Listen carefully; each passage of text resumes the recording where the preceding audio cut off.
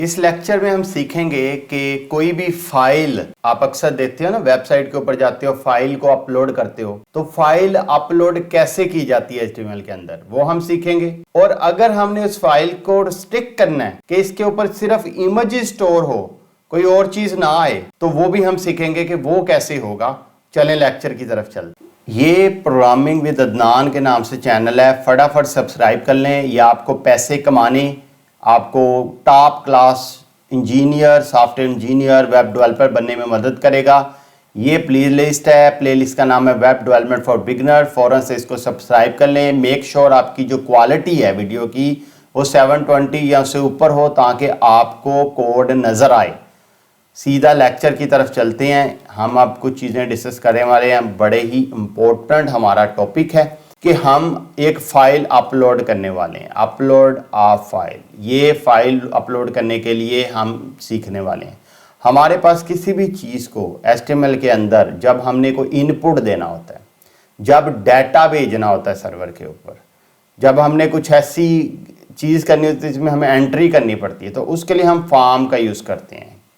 जो फॉर्म होता है ये ऐसी चीज़ है जिसके अंदर हम कोई भी चीज़ डाटा देते हैं और डाटे को लिखते हैं फॉर्म के अंदर, और फॉर्म के अंदर हमें इसका एक मेथड लिखते हैं कि फॉर्म किस तरह का है। हम उसको बताते हैं कि ये पोस्ट टाइप का है। पोस्ट क्या होती है? दो तरह की रिक्वेस्ट होती है। एक रिक्वेस्ट वो होती है जो कि गेट रिक्वेस्ट होती है। गेट रिक्वेस्ट ये होती है कि आप कोई वेबसाइट खोलते हो ना, मिसाल के तौर पे आपने ये वैक्सीनेशन लगवाई थी, तो वैक्सीनेशन में आप अपना ID कार्ड नंबर दिया वेबसाइट के ऊपर, नादरा की वेबसाइट पे या किसी भी वेबसाइट पे अपना नंबर दिया आपने, और जैसे ही अपने ID कार्ड नंबर या जो भी कौमी आपका ID कार्ड नंबर है वो आपने दिया, देने के बाद आपके सामने एक डाटा नज़र आना शुरू हो गया। वो जो डाटा, वो फॉर्म जो नज़र आ रहा होता है ना, वो गेट रिक्वेस्ट होती है। आपने डाटा मांगा होता है कंप्यूटर से कि मुझे डाटा दे दो, आपके सामने शो हो गया। अब एक चीज़ होती है गेट रिक्वेस्ट, जिसमें आप गेट करते हो, डाटे को लेते हो, फेच करते हो, और दूसरी रिक्वेस्ट होती है जिसमें आप पोस्ट करते हो कि आप इंफॉर्मेशन देते हो और डाटे को आप भेजते हो। जैसे आप कोई भी एप्लीकेशन लिखते हो किसी चीज़ के अंदर, कोई फॉर्म फिल करते हो किसी चीज़ के अंदर, उसके बाद आप सबमिट का बटन दबाते हो, तो सबमिट के बटन दबाने से आप डाटा भेज रहे होते हो, उसको सर्वर को डाटा भेज रहे होते हो, सेंड कर रहे होते हो। सर्वर क्या होता है? वो जगह जहाँ पे आपका जो फाइलें हैं, वो जो वेबसाइट का डाटा है वो स्टोर हुआ होता है, उसको हम कहते हैं सर्वर। सर्वर की जो लैंग्वेज है उसको हम बैकएंड लैंग्वेज कहते हैं। जैसे C# है, पाइथन है, जावा है, बेतहाशा सर्वर की लैंग्वेज है। और फ्रंट एंड लैंग्वेज मैंने आपको बताया था, जो यूज़र की लैंग्वेज होती है वो HTML होती है, CSS होती है, जावास्क्रिप्ट है, ये यूज़र की फाइलें हैं। तो जो चीज़ हमने करनी है, जो यूज़र ने वेबसाइट पे करनी है, वो इन तीन चीज़ों से करनी है, लेकिन जो कम्युनिकेशन बिटवीन होनी है वो सर्वर की लैंग्वेज के थ्रू होनी है। अभी हम सर्वर की लैंग्वेज को अभी हम डिस्कस नहीं कर रहे, आपने परेशान भी नहीं होना इस चीज़ को सुन के। लेकिन जब HTML से कोई भी डाटा फैच करना है या HTML से कोई भी डाटा सेंड करना है, हमने एक फॉर्म की शक्ल में जब करना है, तो उसको हम कहेंगे, अगर हमने फैच करना है तो गेट रिक्वेस्ट कहेंगे, अगर हमने उसको पोस्ट करना है तो उसके मेथड को हम कहेंगे ये पोस्ट मेथड है। सबसे पहले तो ये हमें फॉर्म का कंसेप्ट आपको समझ लग गया होगा। और टैग आपको पता है, ओपन होना है तो टैग क्लोज भी होना है। तो जब भी डाटा सबमिट करना है तो हमने, या डाटा फैच करना है तो हम क्या करेंगे? नॉर्मली फॉर्म को यूज़ करेंगे। अब जब भी डाटा हमने देना होता है किसी चीज़ का, जब भी उसके लिए कुछ टैग यूज़ होते हैं, उनमें से एक टैग है इनपुट का टैग। यानी कि जब भी हमने कोई चीज़ लिखनी है, जब हम लिखते हैं ना, जैसे हम अपना नाम लिखते हैं, तो नाम लिखना किसके अंदर? एक बॉक्स चाहिए ना हमें उसके लिए, और वो बॉक्स जो होता है वो इनपुट का टैग होता है। अगर मैं इसको अभी ऐसे ही चला के देखूँ, कंट्रोल F5 करता हूँ, तो ये देखिए एक फॉर्म सा लिखा आ गया, एक डाटा लिखा आ गया है, कुछ लिख सकते हैं अब हम इसके अंदर, लेकिन हमेशा उसे टाइप बतानी पड़ती होती है इनपुट के। अगर तो आपका टेक्स्ट है, बाय डिफ़ॉल्ट इसकी जो टाइप होती है वो आपकी टेक्स्ट होती है, लेकिन उसको बताना पड़ेगा। अगर तो टेक्स्ट है तो आपको टेक्स्ट बताना पड़ेगा, अगर वो बटन है तो आपको बताना पड़ेगा एक बटन है। अब जैसे मैं कंट्रोल F5 करता हूँ, तो अब मैं बटन इसको बताया कि ये मेरा बटन है, तो आप देखिए उसने एक बटन बना दिया है कि ये बटन है, ठीक है। लेकिन अभी मैंने इसको क्योंकि वैल्यू नहीं दी, अगर मैं इसको वैल्यू भी दे दूं कोई, कि यार इस वैल्यू का मतलब होता है इसका नाम दे दें कि ये एक सबमिट बटन है, तो अगर मैं कंट्रोल F5 करता हूँ, अब आप देखिएगा ज़रा कि इसने इसके ऊपर सबमिट बटन बना दिया। थी वो इनपुट, पहले वो इनपुट टेक्स्ट बन गया, अब वो इनपुट जो है बटन बन गया।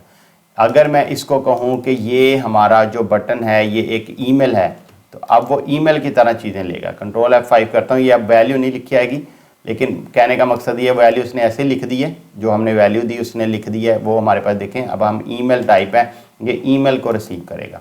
अभी मैं इसको कहता हूँ कि ये हमारी जो टाइप है ये हमारी टाइम है, तो वो टाइम को एक्सेप्ट करेगा। अब ये वैल्यू जो दी है ना, ये वैल्यू अगर मैंने ऑटोमेटिक कोई वैल्यू प्रिंट करानी है, मिसाल के तौर पे मैं इधर टेक्स्ट लिख देता हूँ और मैं चाहता हूँ ऑटोमेटिक कुछ लिखा आ जाए, जैसे मैं लिखा हूँ अदनानुल हक, तो जो चीज़ मैं वैल्यू में करूँगा ना, लिखूँगा, वो ऑटोमेटिकली मेरा उधर टेक्स्ट बॉक्स में प्रिंट हुआ आ जाएगा। ये देखें आपके सामने, ये ऑटोमेटिकली लिखा आ गया वैल्यू। अब मैं इसको डिलीट करके कुछ और भी लिख सकता हूँ, लेकिन कहने का मकसद ये है कि उसके अंदर ऑटोमेटिकली अदनानुल हक लिखा आ गया। जो भी मैं लिखना चाह रहा हूँ उसको वैल्यू में दे दूंगा तो वो उसकी वैल्यू को ले लेगा।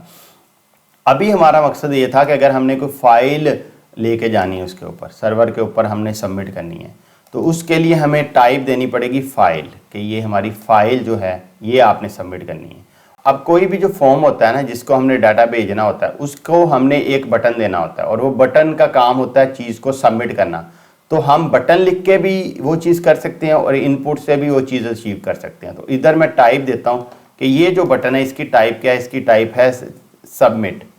सबमिट यानी ये डाटा सबमिट करेगा, और जाहिर बात है उसके ऊपर हमने कुछ लिखना भी है, तो उसके ऊपर अगर मैं ऐसे ही उसको प्रिंट करूँगा तो वो बिल्कुल छोटा सा लिखा आएगा। देखिए मैं कंट्रोल F5 करता हूँ, उसने ये लिख दिया और ये सबमिट का बटन हमारे सामने लगा दिया। लेकिन इसका बेहतर तरीका होता है, अगर आपने कोई और वैल्यू भी देनी है तो आप इसको वैल्यू भी दे सकते हो। मिसाल के तौर पे मैं इसको पोस्ट देता हूँ, कंट्रोल F5 करता हूँ, देखिए अभी क्या होता है हमारे सामने, तो ये उसने उसको पोस्ट लिखा आ गया। तो अगर आप इसको बाय डिफ़ॉल्ट अगर आप करेंगे तो वो सबमिट लिखा आएगा, लेकिन अगर आप कुछ एम्प्टी लीव कर दोगे तो वो, लेकिन अगर आप उसका वैल्यू चेंज करना चाह रहे हो तो आप उसको कर सकते हो। अब ये मैंने बटन लगा दिया, बटन को मैंने टाइप दे दी, बड़ी इंपॉर्टेंट है क्योंकि टाइप इसकी है सबमिट। अब जैसे ही मैंने इनपुट को फाइल दी है और उसने मेरा सबमिट का मैंने बटन लगाया है, अगर आप इसको गौर से देखें फॉर्म को, तो अब ये हमारा फॉर्म एक फ़ाइल को सबमिट कर पा रहा है। देखिए मैं जैसे ही इस पे ऊपर क्लिक करता हूँ चूज़ फाइल, वो मुझे कहता है बताओ कौन सी फ़ाइल सेलेक्ट करनी है। मैं उस फाइल को सिलेक्ट करूँगा और पेस्ट करके सबमिट करूँगा। जैसे ये देखिए, जैसे मैं सबमिट दबाता हूँ, ये देखिए हिलता है ना, ये ऊपर से नज़र आ रहा है ना आपको हिला हुआ। ये देखिए मैं दोबारा हिलाता हूँ, ये फ़ाइल को क्लिक किया, ये फ़ाइल को जैसे, अब मैं मिसाल के तौर पे इस फाइल को रखता हूँ, तो वो देखिए उसके अंदर वो लिंक आ गया, उसका पाथ आ गया। अब जैसे मैं सबमिट करता हूँ तो वो मुझे सबमिट करने देता है। वो देखिए सबमिट करता हूँ, ये ऊपर से हिलता है ना, लेकिन क्योंकि मैंने अभी बैकएंड लैंग्वेज नहीं लगाई, ये सबमिट होता है ना, ये जाके सर्वर पे सबमिट होता है। और सर्वर पे सबमिट करने के लिए मैंने आपको बताया था कि बैकएंड लैंग्वेज सीखनी पड़ेगी, फिर मैं उसका कोड लगाऊंगा, फिर वो सर्वर पे डाटा डालने के देगी। अभी क्योंकि हमारा वो टॉपिक नहीं है, अभी मैं सिर्फ आपको ये समझा रहा हूँ कि जैसे ही अब सबमिट पे बटन कर रहे हैं वो अपना काम कर रहा है, क्योंकि बैकएंड लैंग्वेज नहीं है इसलिए वो इसको लेके नहीं जा रहा आगे। समझ लगी आपको कैसे फाइल अपलोड करते हैं। अब मैं चाहता हूँ कि ये जो फाइल है ना, ये जो मैंने अपलोड की है, ये वाली जो फाइल है, ये फाइल मैंने अपलोड तो की है, लेकिन ये फाइल जो डाटा लेना वो सिर्फ टेक्स्ट टाइप का डाटा अपलोड होने दे, इमेज अपलोड होने दे, कोई और चीज़ को अपलोड ना होने दे। तो मैं उसके लिए एक एट्रीब्यूट यूज़ करूँगा एक्सेप्ट का। एक्सेप्ट में उसको मैं कहूँगा कि ये फाइल जो है ये सिर्फ इमेज एक्सेप्ट करे, किस तरह के, हर तरह के, ऑल टाइप, ये जो स्टैटिक होता है ना, ऑल के लिए यूज़ होता है।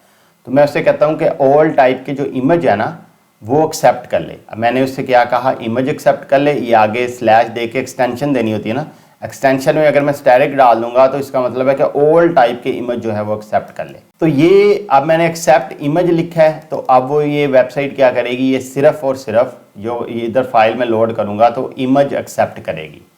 अब ये चीज़ वैलिडेशन के लिए यूज़ मत करें आप। वैलिडेशन के लिए आपका जो सही तरीका है वो बैकएंड लैंग्वेज यूज़ करनी चाहिए।